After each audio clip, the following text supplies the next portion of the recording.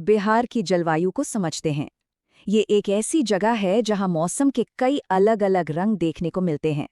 इस सफर में हम देखेंगे कि कैसे ये राज्य कभी भयंकर गर्मी तो कभी कंपाने वाली सर्दी और इन सब के साथ पानी की जबरदस्त ताकत का सामना करता है। सबसे पहले ये समझते हैं कि बिहार है कहाँ।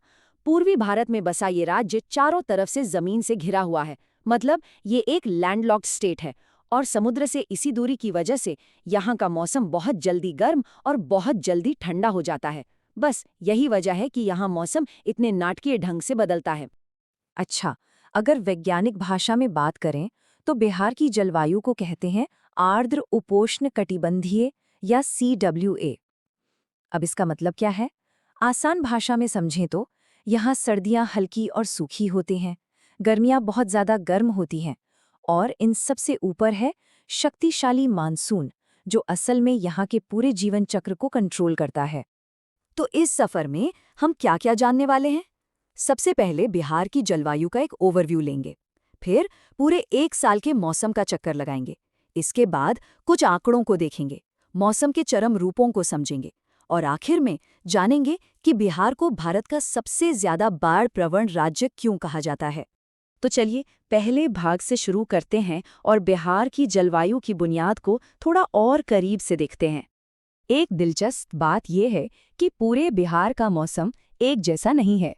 मतलब ज्यादातर हिस्सों में तो आर्द्र उपोष्णकटिबंधीय जलवायु है, लेकिन अगर हम दक्षिण पूर्व की तरफ चलें, जैसे जमुई और बांका जिले, तो वहाँ उष्णकटिबंधीय सवाना जलवायु मिलती है।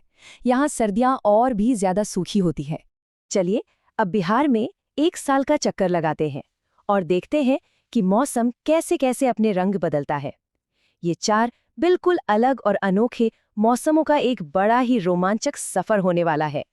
साल की शुरुआत होती है सर्दियों से, जो नवंबर से मार्च तक रहती हैं। मौसम तो काफी सुखद होता है, लेकिन कभी-कभी शीतलहर चलती है जो तापमान को खतरनाक हद तक नीचे ले आती है। फिर मार्च से जून तक आती है झुलसा देने वाली गर्मी, धूल भरी आंधियां और बदनाम लू। और फिर जून में दस्तक देता है मॉनसून, जो जिंदगी के लिए बेहद जरूरी है पर उतना ही अप्रत्याशित भी। और आखिर में एक छोटा और प्यारा सा मौसम आता है शरद ऋतु का, जो धान की फसल के लिए बहुत ही जरूरी है। तो मौसम की कहानी तो हमने सुन ली। अब चलिए उन आंकड़ों पर नजर डालते हैं जो इस कहानी को और पुख्ता करते हैं। ये देखिए, ये टेबल राजधानी पटना में होने वाली बारिश का पूरा हिसाब किताब दिखाती है। ध्यान से देखें तो सर्दियों के महीनों में बारिश ना के बराबर है, लेकिन जैसे ही मॉनसून आता है ये आंकड़े आसमान छूने लगते हैं। और ये बार चार्ट उसी फर्क को और भी साफ साफ दिखाता है। देखिए, कहाँ दिसंबर में सिर्फ करीबन 6 मिलीमीटर बारिश और कहाँ जुलाई में सीधे 354 मिलीमीटर।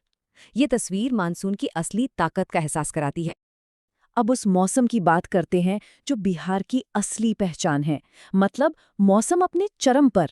ये कोई मामूली गर्मी या सर्दी नहीं है, ये वो ताकतवर प्राकृतिक घटनाएं हैं जो सब कुछ बदल देती हैं। यहाँ मौसम की दो बिल्कुल अलग चेहरे हैं। एक तरफ है लू, अप्रैल मई की वो गर्म हवाएं जो दिन में बाहर निकलना तक मुश्किल कर देती हैं, और दूसरी तरफ है शीतलहर, वो बर्फीली हवा जो रातों रात तापमान को इतना गिरा देती है कि जिंदगी की रफ्तार ही थम जाती है। और अब हम आते हैं बिहार की जलवायु के सबसे अहम और सबसे विनाशकारी पहलू पर, बाढ़, जो यहाँ हर साल आती है। बिहार में बाढ़ का असर कितना गहरा है, ये आंकड़े देखकर शायद थोड़ा झटका लगे। सोचिए, पूरे भारत का 16.5% बाढ़ प्रभावित इलाका और 22% से ज्यादा बाढ़ प्रभावित आबादी अकेले बिहार में है। ये सिर्फ एक राज्य की नहीं, बल्कि पूरे देश की एक बहुत बड़ी चुनौती है। अब इस नंबर पर गौर कीजिए, 73.06%। ये बिहार के उस जमीनी हिस्से का आंकड़ा है जो बाढ़ प्रभावित माना जाता है। मतलब राज्य का लगभग 3/4 हिस्सा हमेशा बाढ़ के खतरे में रहता है। और ये बात सिर्फ जमीन की नहीं है, ये लोगों की जिंदगी से जुड़ी है। उत्तरी बिहार की लगभग 76% आबादी हर साल बाढ़ की तबाही के लगातार खतरे के साथ जीती है।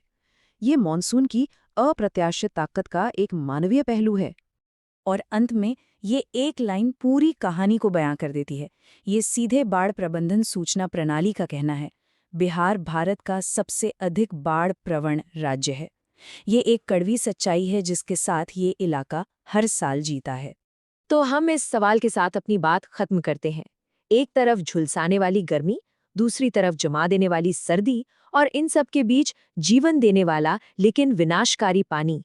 आखिर कैसे इन चरम सीमाओं के बीच जिंदगी आगे बढ़ती है? ये सवाल हमें इस क्षेत्र के लोगों के हौसले और उनके कभी न खत्म होने वाले संघर्ष की याद दिलाता है।